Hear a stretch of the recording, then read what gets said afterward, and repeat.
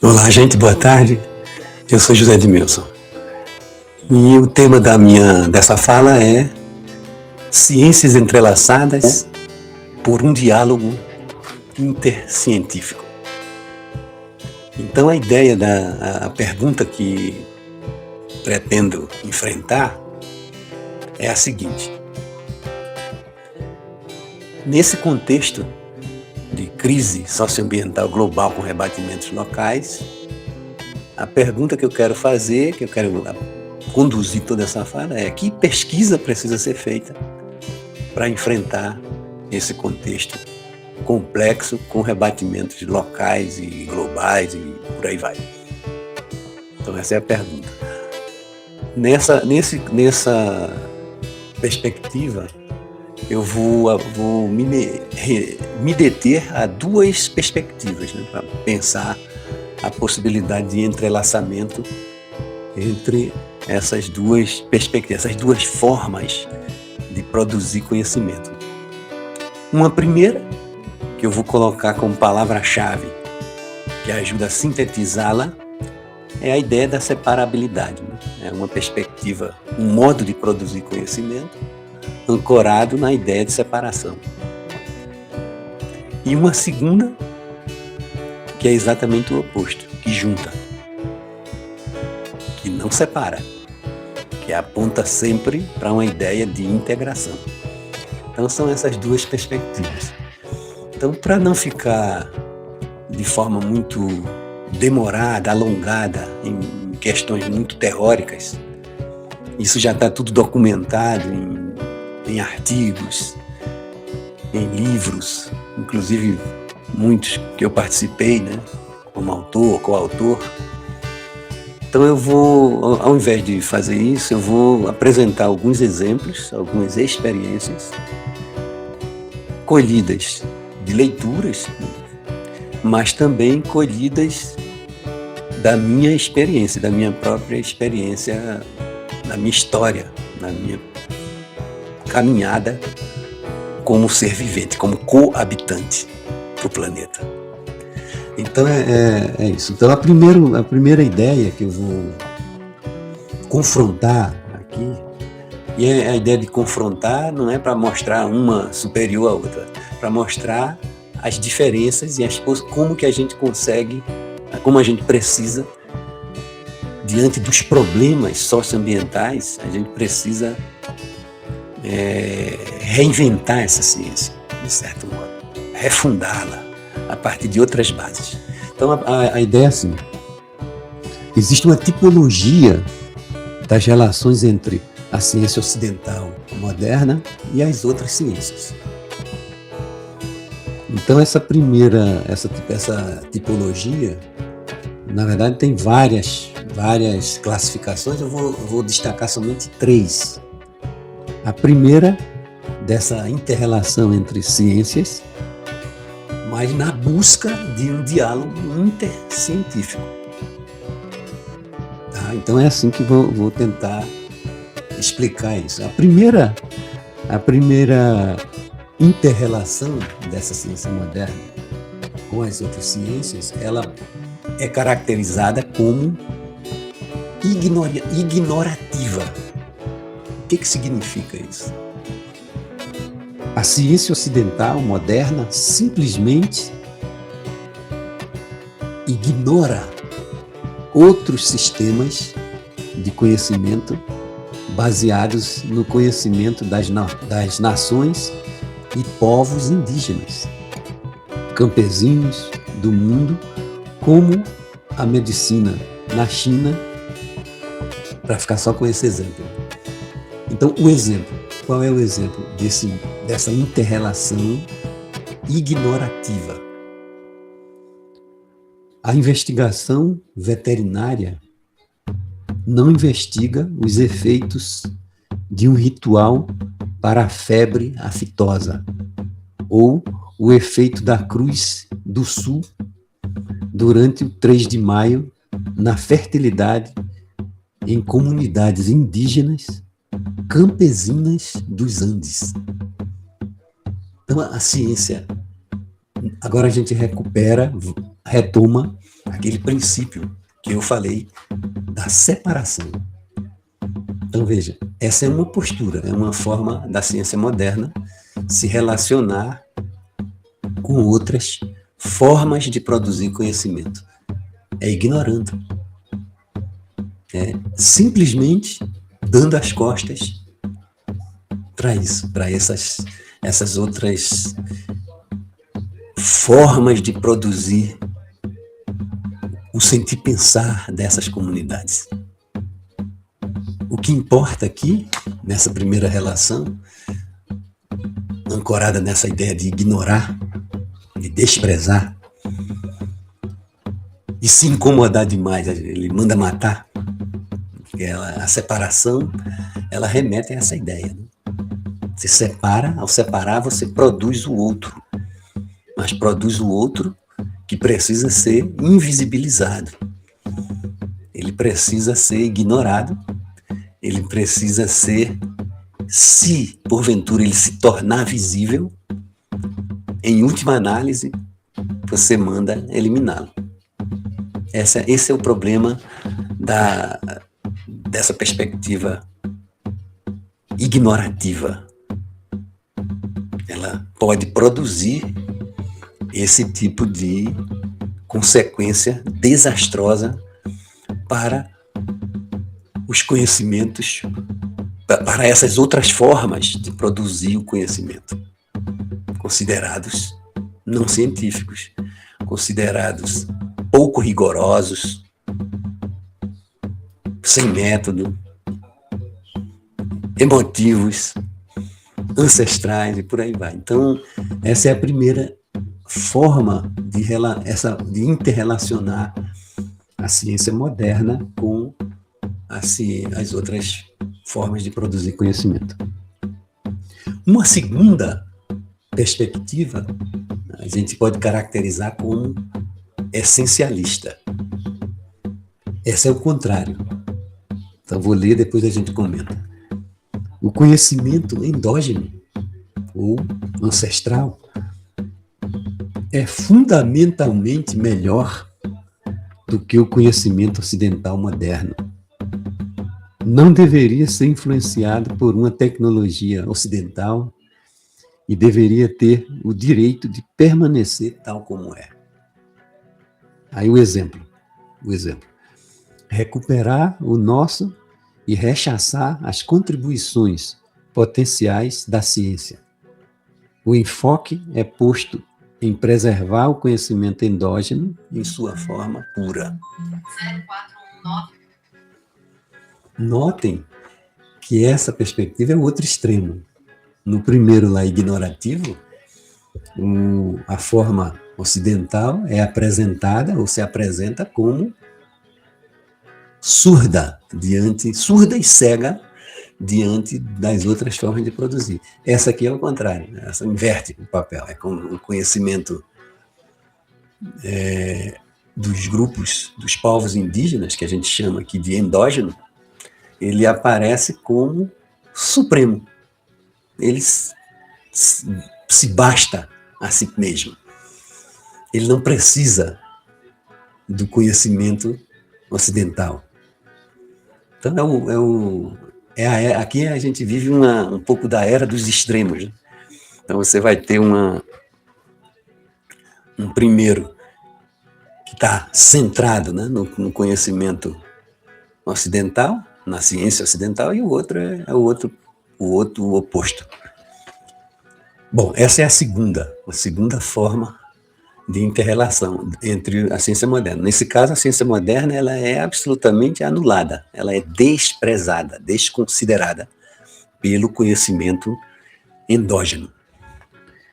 A terceira, a gente chama de uma inter-relação, uma relação intercultural. A ciência ocidental, moderna, não reconhece que somente é um tipo de conhecimento entre outros. O conhecimento sempre se faz incorporado em um contexto cultural e histórico.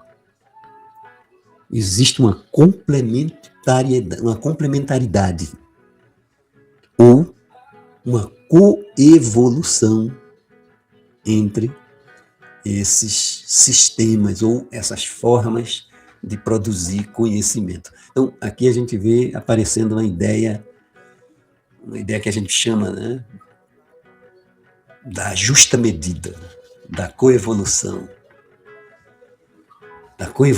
entre sistemas que produzem conhecimento, que produzem a vida, né? Porque conhecer é produzir a vida. Então, um exemplo aqui, o desenvolvimento do cuidado médico complementar e de saúde em países industrializados e em desenvolvimento. Interações que, todavia, não têm sido explicadas pela ciência moderna, ocidental. Por exemplo, a homeopatia, reforçando a capacidade de resistência dos atores locais. Aqui a gente vê o contrário, nem de mais nem de menos. É a ideia da justa medida. Então nós teríamos aqui um primeiro passo para esse diálogo intercientífico. Aí agora a gente consegue minimizar os efeitos danosos das duas primeiras perspectivas. Uma centrada no conhecimento ocidental e a outra apenas no conhecimento endógeno. Então, veja, diante da crise, por exemplo, da crise derivada das mudanças climáticas, que envolvem os elementos humanos que potencializam essa crise, ou da redução, né, de uma sociobiodiversidade. Então, a gente percebe aqui o cuidado que a gente precisa ter e a necessidade de prestar atenção nessa inter-relação intercultural.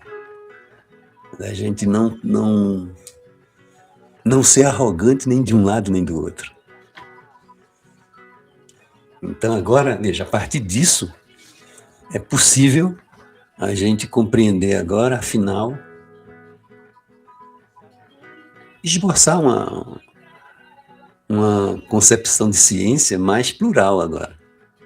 Afinal, diante desses problemas, será que um sistema único de produção de conhecimento, ele consegue, não falo em resolver, mas enfrentar, ajuda a compreender minimamente a complexidade dessa crise, de uma crise que envolve elementos de toda a ordem?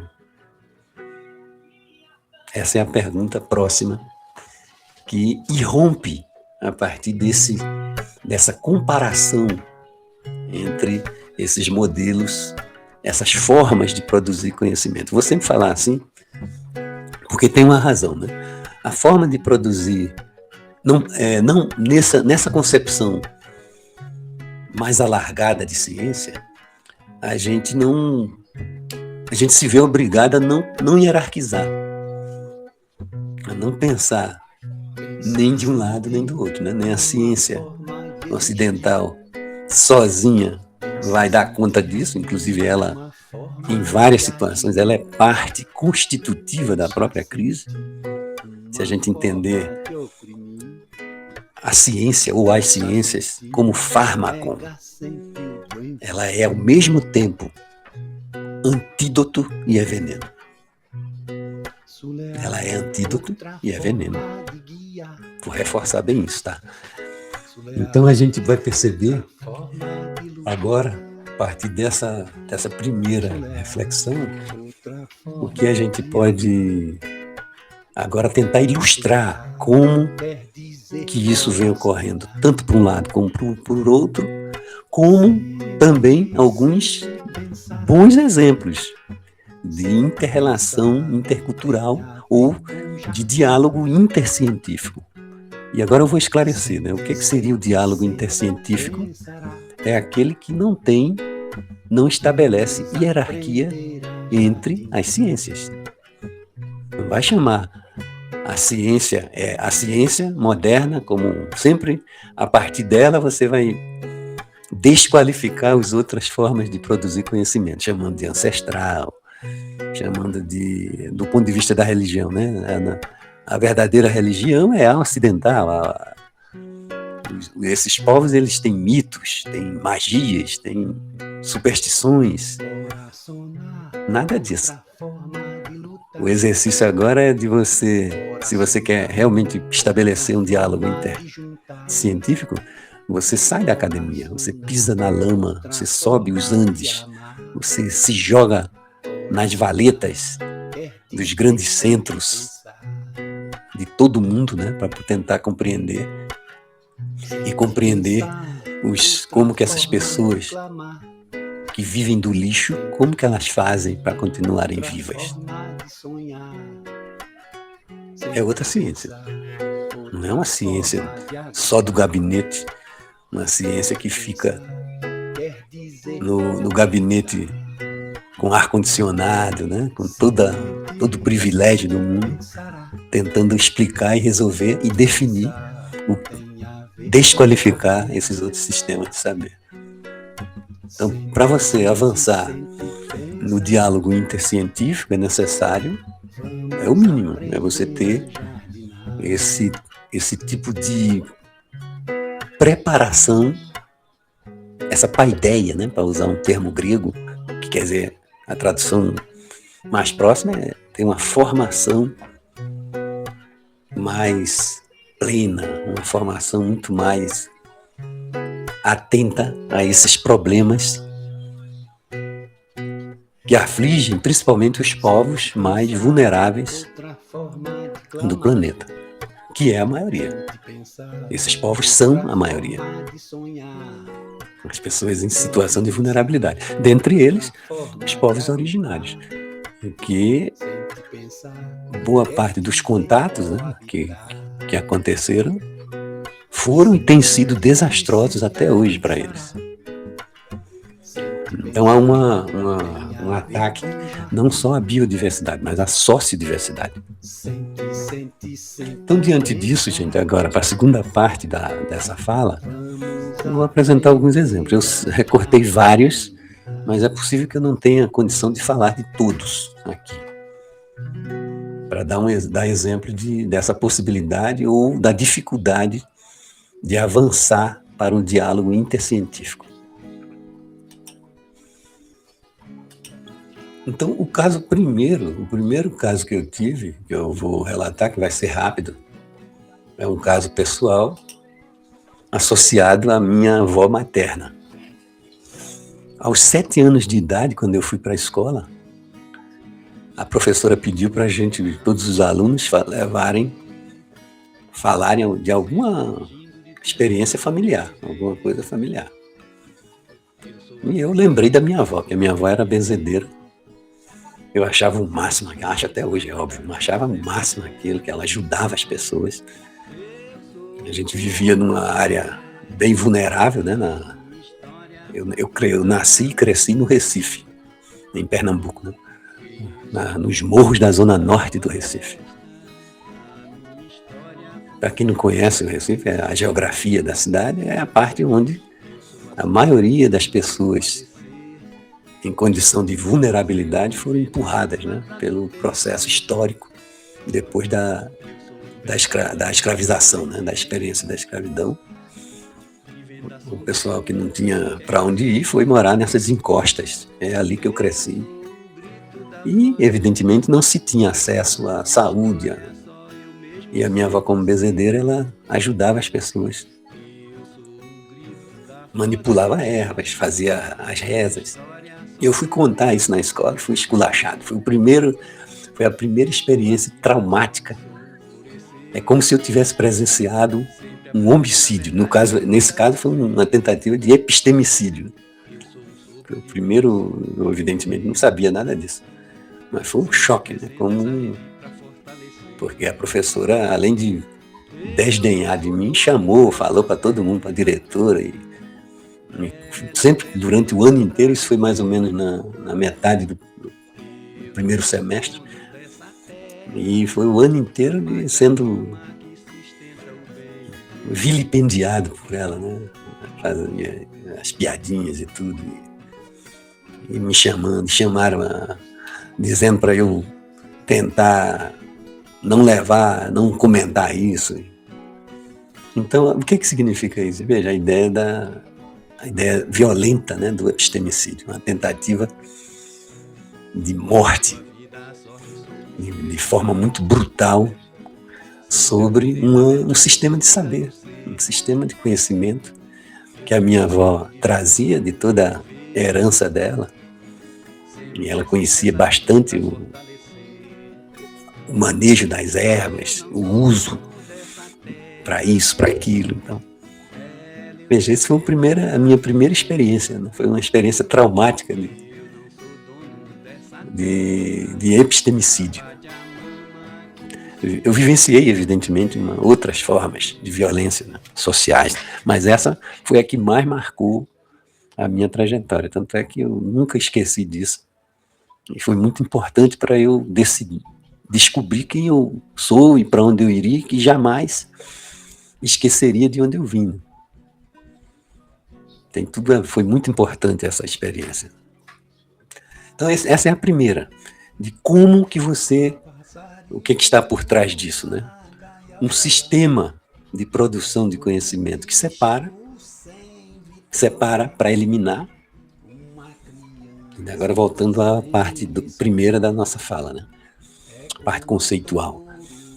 Um sistema que separa, e a separação ela está associada à ideia de simplificação, que gera guerra, que gera morte, que empurra para as margens ou para as fronteiras, não para que a pessoa se fortaleça ou na fronteira ela seja fertilizada, não, empurra para a fronteira para eliminar, para invisibilizar, para negar qualquer possibilidade de voz e vez.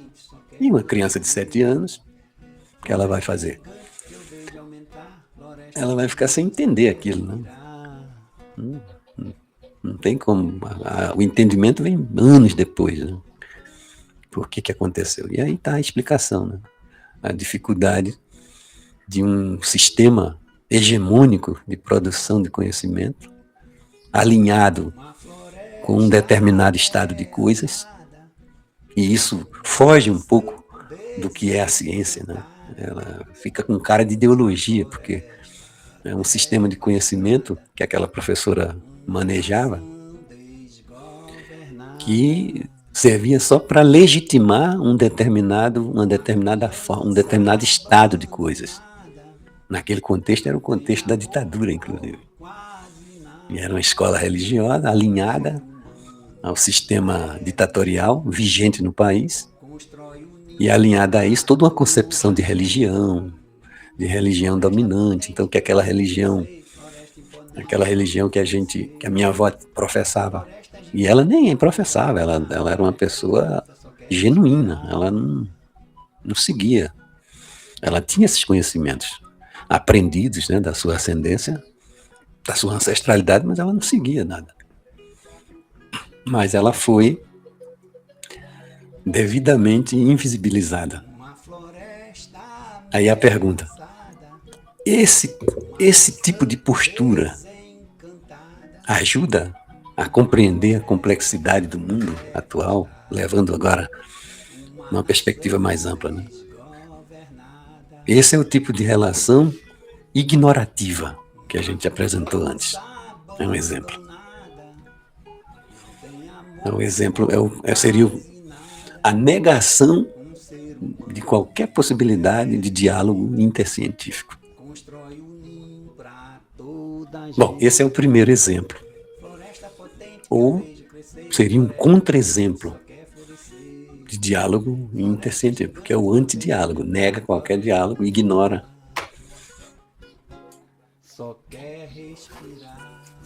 E também eu não estou reivindicando o outro lado, né? O modelo essencialista, de que o sistema de produção de conhecimento da minha avó seria o